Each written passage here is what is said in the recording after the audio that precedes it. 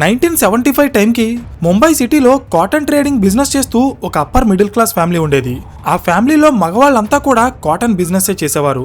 కానీ ఒక కుర్రాడు మాత్రం ఫ్యామిలీ బిజినెస్ లో జాయిన్ అవ్వకుండా పెద్ద క్రికెటర్ అయ్యి ఇండియన్ టీంలో చేరాలని కలలు కంటూ ఉండేవాడు. దానికోసం ఎంతో కష్టపడి ప్రాక్టీస్ చేస్తూ district level and state level matches ఆడుతూ మంచి పేరు తెచ్చుకున్నాడు.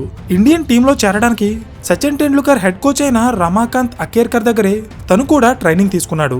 అయితే 1979లో ముంబైలో జరిగే కంగా క్రికెట్ లీగ్ లో ఆడుతున్నప్పుడు ఆ కుర్రాడి తలకి ఒక బలమైన గాయమైంది.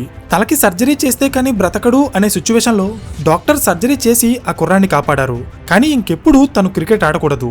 ఇది తెలిసాక ఆ కుర్రాడు చిన్నప్పటి నుండి కన్న కలలన్నీ చెదిరిపోయాయి. సో జీవితం మీద హోప్ కోల్పోయిన ఆ వ్యక్తి బతుకు తెరువు కోసం స్టార్ట్ చేసిన ఒక చిన్న బిజినెస్ ఈ రోజు 4 లక్షల కోట్ల రూపాయల కంపెనీగా మారింది.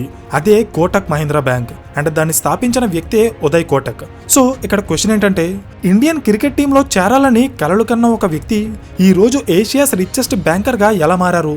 కోటక్ మహీంద్రా బ్యాంక్ లో మహీంద్రా అనే పేరు ఎలా వచ్చింది?